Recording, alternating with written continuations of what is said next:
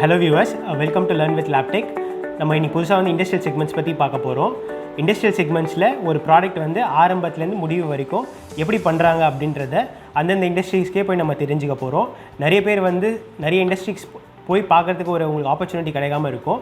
அதை வந்து நம்ம லேர்ன் வித் லேப்டெக் யூடியூப் சேனலில் வீக்லி ஒன்ஸ் எப்படி வந்து ஒரு இண்டஸ்ட்ரி வந்து பண்ணுறாங்க அப்படின்றத நம்ம இன்டெப்த்தாக பார்க்கலாம்.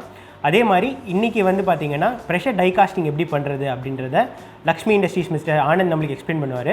எப்படி பண்ணுறாங்க அப்படின்றத நம்ம போய் பார்க்கலாம். வாங்க வீடியோக்குள்ளே போகலாம். So we are Sri Lakshmi Industries. We are a non-ferrous pressure die casting company. Non-ferrous now we handle zinc alloys and aluminum base alloys and zinc aluminum base alloys. Depending on what the use of the component is, we choose the alloys based on strength or ductility or say weight reduction. If the component does not have a very functional aspect and it's only has a fitment wise aspect, we use certain kind of materials, and if it has a functional capability, like if it's being loaded on or if it's a moving part or if it's an operational part which shouldn't wear and tear, we use other metals for strength and activity. These are some of the metal grades that we're using. So the first being ZDC2, it is a zinc based alloy.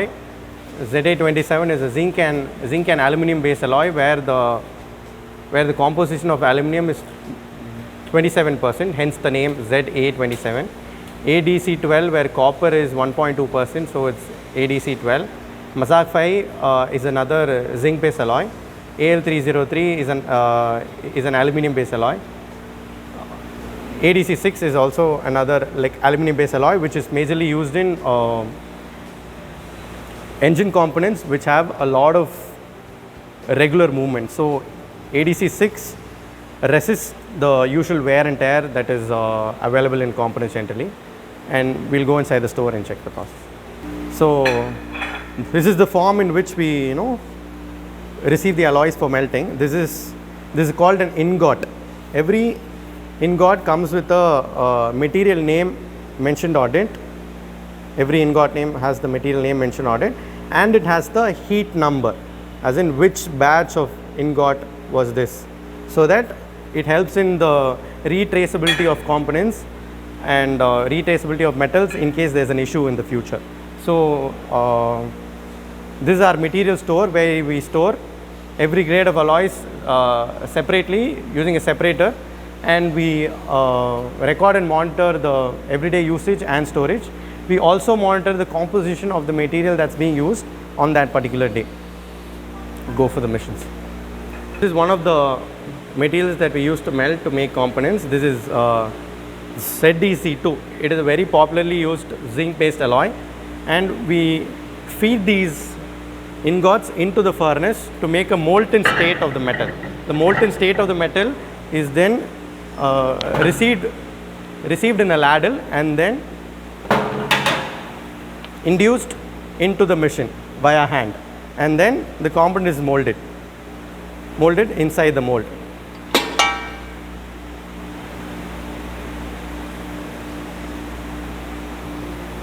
So this is the die casting machine, and this is the electrical furnace where the melting of the metal happens. The electrical furnace is controlled by a panel wherein individual temperatures of the metal, individual melting temperatures can be set. Every metal has unique melting temperatures. Even though most of our alloys are zinc based alloys, every alloy has its own unique metal temperature, which varies around 50 to 60 degrees Celsius. The electrical furnace is where you feed the raw ingots that you first procured. This is where you feed them inside, and on achieving the required melting temperature, they form a molten state. They get into a molten state. For every component that we manufacture has their own separate molds. The molds are first clamped to a machine, and then the metal from the electrical furnace is taken in a manual ladle and then poured into the machine, where the metal gets plunged into the mold and the component is thus formed.